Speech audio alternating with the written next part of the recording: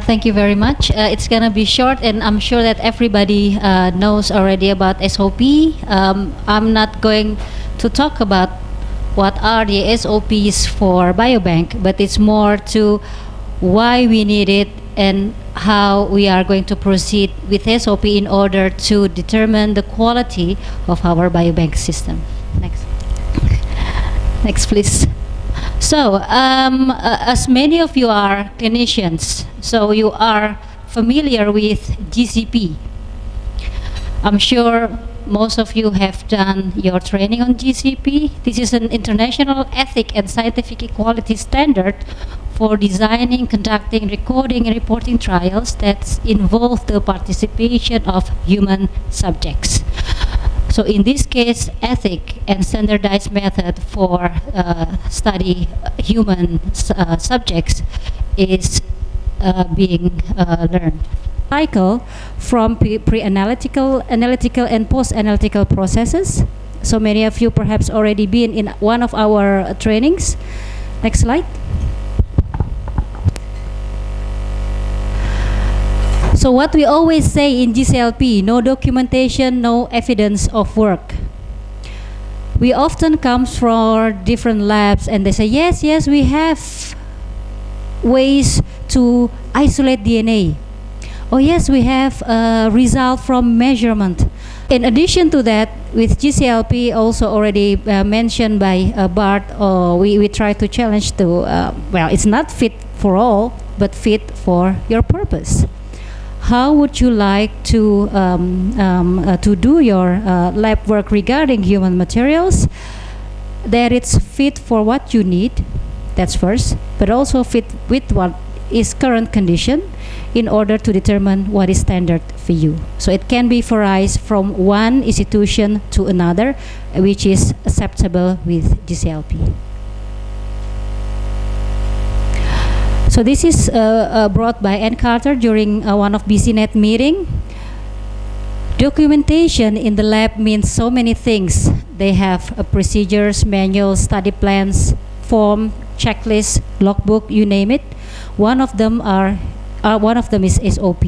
So we are going to focus on SOP, although regarding that there are a lot of documents should be provided when you work in the lab. Next, please. So what is SOP? If you're going to the lab, people always say SOP, SOP, SOP. Can you suggest what is SOP? Anyone?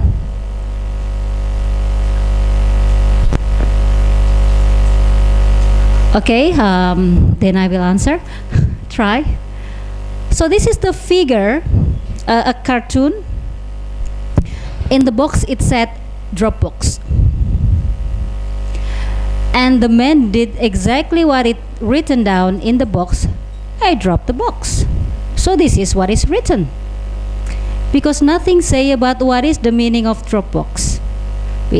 Well, the two person on the other side perhaps will say, well, Dropbox is a box on which we will bring our books, unused books, so it will not scatter. But the other person say, no, it is a box to be dropped. So if you don't have any written standard, then this might happen. This is only a box. What about the lab? Next slide, please. So in SOP, we write detailed instruction to execute a task. It is needed because we need to achieve uniformity in order to perform certain task. Next slide. And the next question is, since we know it is written, it requires uniformity, then comes the question, what is the use of SOP? Rather than you look for a procedure for extracting DNA, you look for a procedure to the PCR. What are the other things that can be achieved through an SOP? Anyone have an answer for it? What are being requested by an SOP?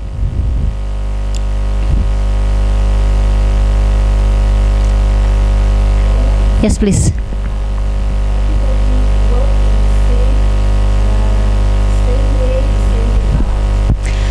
working in the same way in order to achieve the same result. Anybody have more answer to it? Uniformity regarding quality. Let's go. Consistency, efficiency, proficiency, continuity. Say your personnel is keep on in and out because they have problem with their wages, for instance, or they need to be upgraded, but the techniques stay there and it remains. Transparency. With auditing, they will see what is going on through what is written in the documents, included SOP. And with that, you can reconstruct what have been done so far rather than having an oral reconstruction. They need documentation in order to determine it. So these will determine the quality.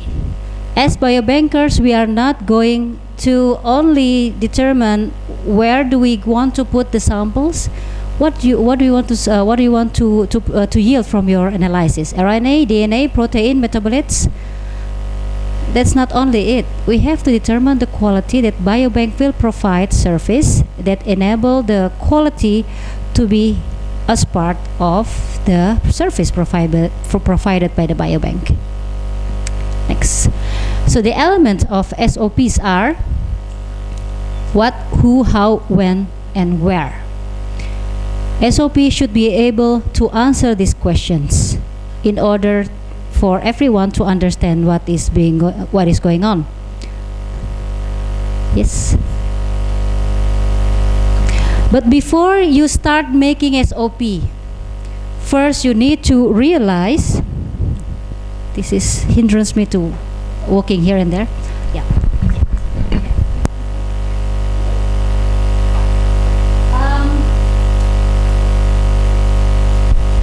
Before you really jump to making an SOP, make an effort and gather everyone, please consider what is in your business flow of your biobank. Say we have hypothetical biobank here, that samples enters the biobank and you determine which one in, which one out. If it's out, what should I do? If it's in, how the process, how we deal with the data, how we deal with the biomaterials. Do we need to aliquot them? Where do we want to store it? It's gonna be to analyze if you also provide analysis rather than only store the sample and the data. But also how it can be transported if you need to, if the researcher requires you to exchange the samples. Any other thing that you might suggest to add for your business plan in biobank? Is it enough?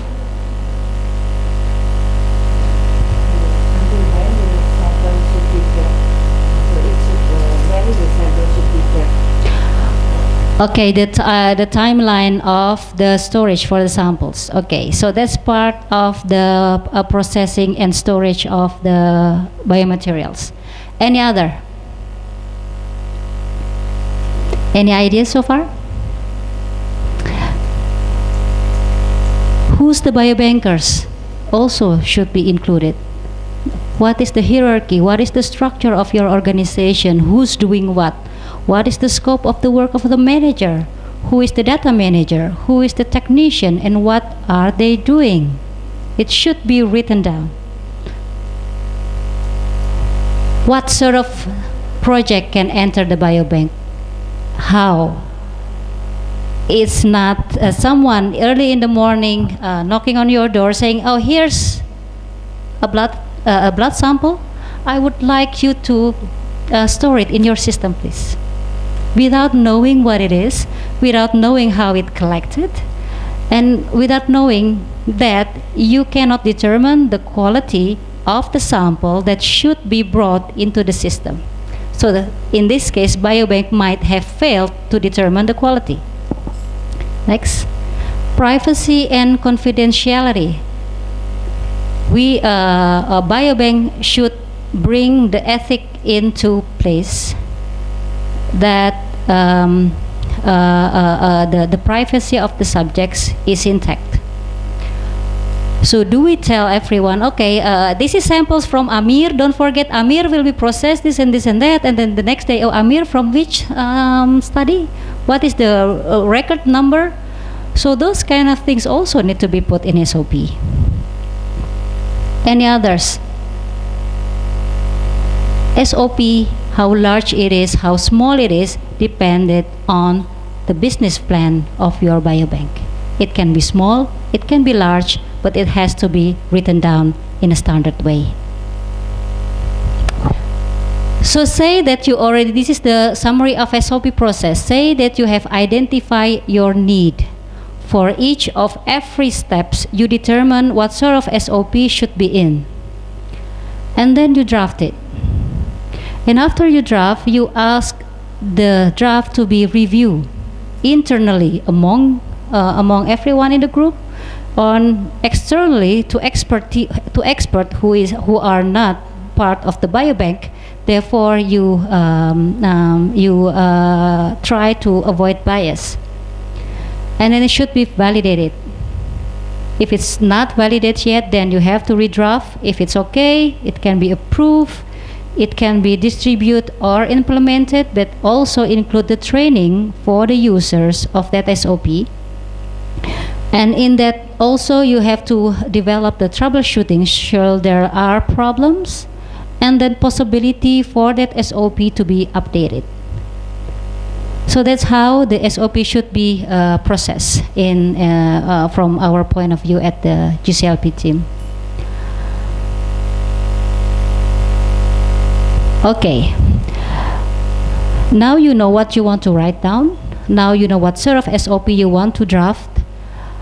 But before that, like one step before, you have to choose your format. What sort of format? There are many formats of SOP. There are not one unified formats that required. But in Faculty of Medicine under GCLP, we try laboratories to have similar formats. Therefore, it's easier for us to review from time to time. So it depends. Consider your audience. Who will use it? What is their knowledge? Is it for technician? Is it for researcher? Is it for people who working with the data? Is it people who are working in the lab? How large is the language? It is not about that you do like deep, very large explaining things, but how the SOP can direct easily for the users to understand what is going on and what should be done. Also consider your knowledge. Say that you are the one who's supposed to make the SOP, how far you know this technique. For instance, I'm not an expert in sequencing. I will not try to write down an SOP in sequencing. Decide between short and long. Reading too long SOP can put people into sleep. So try to see of the processes included in SOP, which one should be cut into like several small SOPs, which one remains. Then we will see how we can do that. And keep the purpose of your specific SOP in mind. There are a lot of things to consider, the techniques you want to apply, who's doing, what is the safety aspect, what is the confidentiality aspect.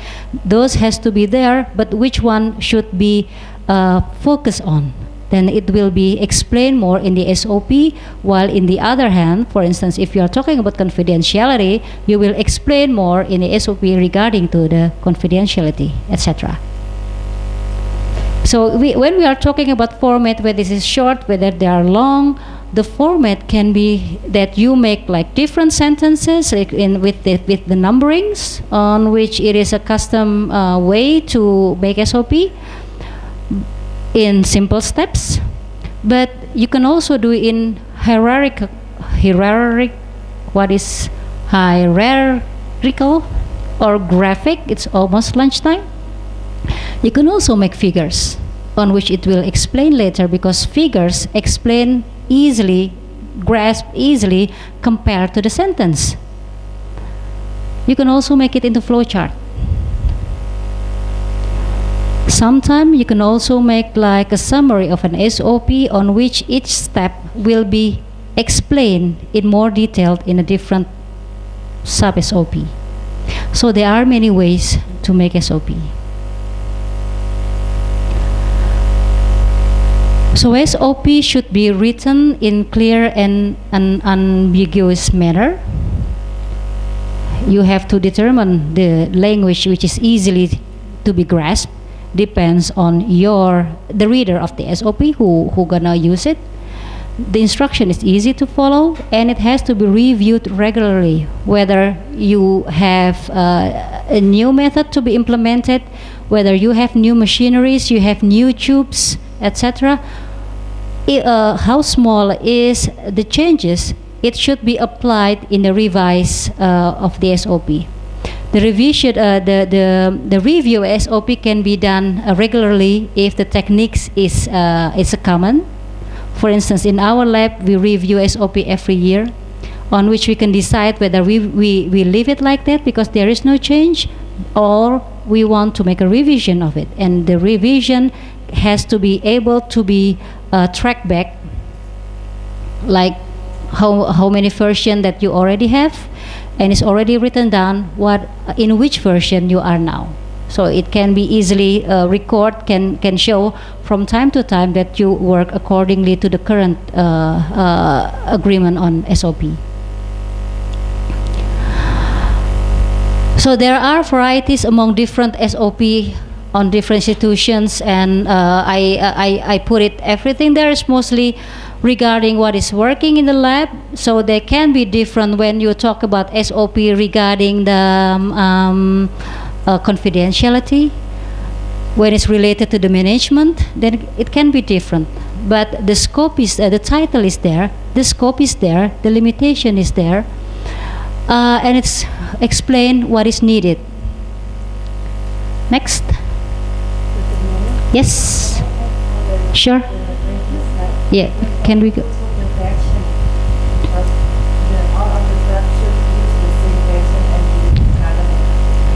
Yes. Thank you very much. Addition from Dr. Yaya, we have the same name. Yaya without H. To be easily audited, to be easily be trailed down, everybody should be in the same SOP, in the same version of SOP. Say you already make change. When you make the change, if you still remember the processing, the process chart for the SOP, when it's updated, it should goes back to the personnel who's doing it, and they really understand that now we are in the third version of this SOP. So it should also be written down along with others. Yes. So who should review, validate, and approve an SOP? Reviewer, in order to not to be biased, should be someone from outside, although we also mention about internal review. But external review is one who can just suggest you what is the best to be done to that SOP. Are they agree, or do they have suggestion? And most of the time, reviewers also have their name in SOP. So when you ask someone, don't take them for granted, but you need also to acknowledge them and put it as part of the review team for the SOP. Those people also have appropriate training and knowledge. It's not random people, but people who understand exactly on the subject related to the SOP. For the validation, it has to be tested, and it show the value as it is, and it enable to be modified. And with the validation, it can say already that okay, this SOP is fit for the use in this biobank. Perhaps not for other biobanks, but this can be done, can be worked out in this particular biobank situation.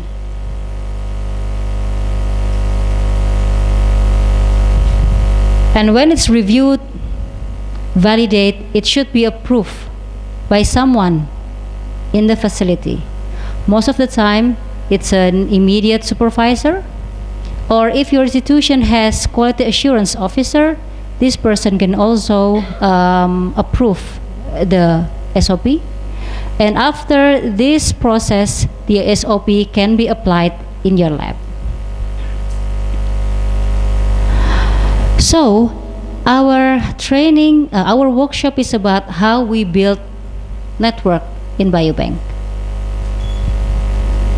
As already mentioned by Maimuna and Bart, that there are increasingly large numbers of high-quality samples that requires a collection, maintaining the ethical and legal requirement. Different research are required, different type of samples, and high quality of data required, and samples should be able to be discovered and accessed. That is what we aim for network in biobank. Next, please. So there is some question. Hypothetically, let's read together. One researcher comes to the biobank and asking you as a biobanker, could you please find me a collection that includes subjects with this kind of characteristics. For instance, subjects who has lung disease, age between 40 to 60, all male, with data regarding their clinical condition A, B, C, and D. So you as biobankers, since you have your network, you try to find in your network these kind of characteristics. With the assumption that was already been discussed that each biobank has their own SOP that fit for their purpose. What can be introduced in this fit for purpose for each biobank? Variety. Variety of the SOP that is applied. This variety may introduce the variety of the handling, the variety of quality. Well, I can say mine have a good quality, but other biobankers may say, well, my biobank has also good quality. So they will introduce variability in the quality, either of your biomaterials or your data. Say that you are that kind of researcher. How would you work with that? And that's the question. And how to say? Can find the information that he or she wants, like the quality, how good the quality, and how suitability of how sweet the sample to be used in his research. By referring to the SOP. That's okay. So like comparing different SOPs applied. Any others? If you have collection of this characteristic, please call me. And happens. It can be like the intermediate person who comes, like broker, who can find different types of samples, but it's also be a researcher who come to you. Do you have this kind of collection? Can you pull among your network who can I collaborate with? And say that you have it, then the next question is how can I determine that this is having the right quality? Hence that it comes from different lab, from different laboratory, from different biobank system. So because we don't have system. Yes, we don't have the system, therefore we will have a chance to make a good one. Everything is suited for everyone. So we already have problem in this case. Next, please. So how can we deal with different systems? There are different ways, like at least 3 ways to standardization, harmonization, or use best practices. With standardization, there are a different standard can be applied, ISO for instance, or with IR, it's like green or blue book, Maimuna? Green or blue? Green books, like IR green books mention about minimum standard for biobanking. Also can be used. Next, harmonization. say that you have different SOP, and then you sit together between PIs of the biobanks and see, oh, let's see our SOP. Let's see if we can sort of make them at the same level. And then it becoming standard. It can becoming a methods that can be used as a best practice. But also, next please, we can look to what is already provided. There are a lot of best practices that being suggested and produced by different biobanks, on which we can look on and see which one we can adapt to our need. Next. Very small letters, but we will provide you with the reference that there are a lot of best practices already provided from different biobank, on which you can review and adapt to what you need. So in the biobank network, you don't need to make things from the scratch. That's the beauty of working together, that you are not working alone. You can adapt what is being provided and see whether it's suitable for your need. Next. So this is the last thing of my presentation. SOP should be things that is useful for the organization and service provided. It is in the format of a document that can always be referred to, and it's a support for management for the quality. Next. SOP, we don't need SOP only to show people that we have SOP, that our donor require it, that we have to show that we have best practice on which we can put in our website. But really, it is something that we use daily in order to determine the quality of the biobank. Thank you.